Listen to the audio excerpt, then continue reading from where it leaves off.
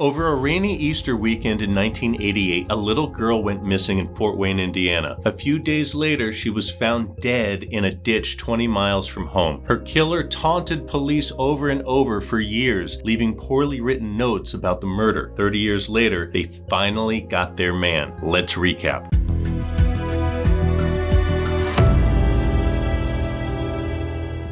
Welcome to True Crime Recaps. I'm Chris. April 1st, 1988 was what some might call a double holiday. It was Good Friday, 2 days before Easter, and it was also April Fool's Day. In Fort Wayne, Indiana, the weather was no joking matter. Families all over town were hoping for a sunny weekend to celebrate the Easter holiday, but the weather report predicted scattered showers, and you didn't want to go outside without an umbrella. Classes got out early for Easter break around 11:30 a.m. Instead of going home, 8-year-old April Tinsley and some other girls went to their friend Nicole's house. They played with dolls and giggled about how many Easter eggs they hoped to find. They left to walk to another girl's house, but the rain started falling. April realized she'd forgotten an umbrella and ran back to get it. She told the other girls she'd catch up. She didn't want them to wait in the rain. As April ran back to her friend's house, a man in a blue pickup truck beckoned her over. When she got close, he grabbed and dragged her into the truck. Nobody ever saw April alive again. Meanwhile, the other girls made it to the second house. When April didn't show up, they assumed she went home because of the rain. It would be hours before anyone knew she was missing. April's mother, Janet, had already been through some tough times. She always dreamed of having a blue-eyed, curly-haired daughter. In 1980, God gave her 2, but only April survived. She'd already lost one child, and now the other was late for dinner. Janet phoned April's friends, but they all told the same story. When April never came back, they assumed she ran home. Janet's heart raced, her hands clammed up. She made the phone call that no mother should ever have to make. Her daughter was missing. 25 police officers descended on Fort Wayne. Dozens of volunteers combed the streets, but there was no sign of April. The next day, a young girl said they saw someone drag April into a blue pickup truck. He was a white man in his 30s with shaggy brown hair and light stubble. The timing matched perfectly, and police released a composite sketch using the witness's description. Unfortunately, the sketch looked like every other young white guy in Indiana. On Monday, the day after Easter, a jogger was running through Spencerville, Indiana, a small town about 20 miles northeast of Fort Wayne. They spotted something in a ditch and nearly lost their lunch. It was April.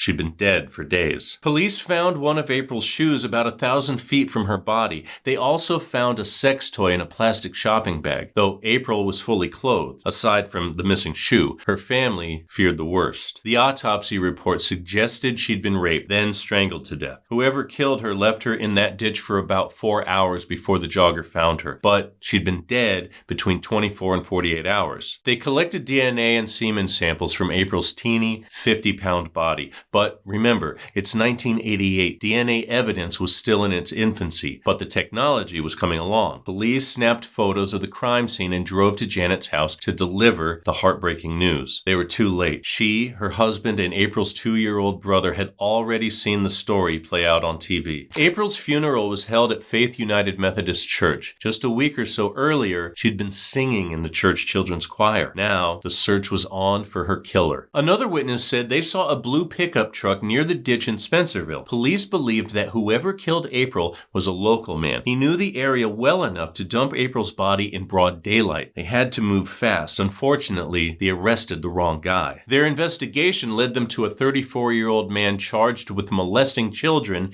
in an unrelated case. He was acquitted of those charges, but they liked him for April's murder. Neighbors reported seeing a blue pickup parked in his driveway. Others said he looked like the man from the composite sketch. He allegedly told friends about April's murder, claiming to know something about her death. Police questioned him relentlessly and took DNA samples. The lab tests came back inconclusive. This guy was all talk. He didn't know anything. Back to square one. When leads ran dry, police started grasping at straws. On May 5th, 1988, they floated the idea that devil worshippers killed April. They even questioned several men rumored to have cultish ties. Nothing ever came of it. April's case stalled for 2 years. Then on May 21st, 1990, police found a message scrawled on the side of a barn outside Fort Wayne. The handwriting looked like that of a child. It read, I killed 8-year-old April Marie Tinsley. I will kill again. A witness who lived near the barn said they saw a man return to the area several times. He'd go over the note in pencil or crayon each time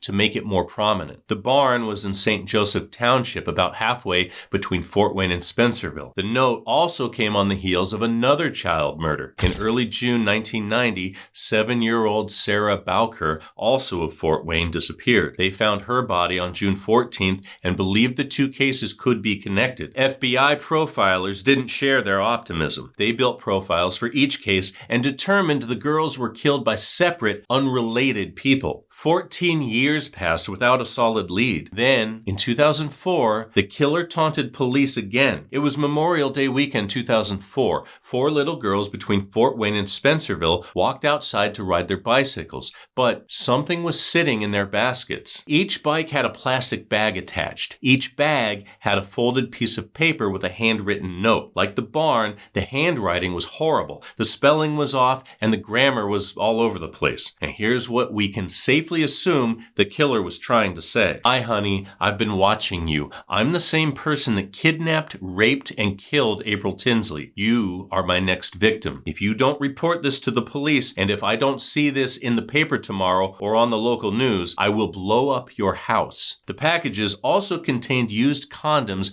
and a Polaroid picture of a naked man's lower body. Police assumed this was indeed April's killer, but they couldn't see his face. But thanks to the used condoms he left the little girls, they had his DNA now, and it matched the DNA found on April's body. This wasn't some kid's idea of a sick prank. This was their killer, taunting them after all these years. The fresh DNA sample was another slap in the face. They could run all the tests they wanted, but if this DNA wasn't in the system, they'd never know whose it was. Fort Wayne never heard from their killer again. The case was cold as ice. Life moved on. The FBI dove in 5 years later, around April 2009. The Behavioral Analysis Unit crafted an in-depth profile of their suspected killer. He's what they call a preferential child sex offender. These types of offenders have a strong desire for children. In this case, our killer has a specific interest in prepubescent girls. Now, that doesn't mean he can't interact sexually with adults, though. He might even be married. His partner would be well aware of his sexual interests. Our killer will establish relationships to put himself near little girls. He'll likely befriend someone with a young daughter or volunteer at after-school activities. He'll also loiter near playgrounds, swimming pools, and parks. If a young girl walks by, he'll follow with his eyes. He knows how to stare, too. Someone looking at him might just think he loves kids. Most people assume that after someone commits such a heinous crime, they'll do it again. But that isn't always the case. These types of offenders find other ways to satisfy their needs. This includes peeping, indecent exposure, and leaving sexual notes for children to find. He's a white male in his 40s or 50s. He's circumcised and has hair on his lower legs. He lives and works in Allen County, probably near Fort Wayne. He doesn't make much and would be considered low to middle income. Most importantly, he frequents places where children, especially little girls, play. America's Most Wanted ran a special on April's case in 2009. They ran a follow-up episode in 2012. Her story was featured in Crime Watch Daily and an episode of On the Case with Paula Zahn. They hoped the media attention would shake a few leads loose,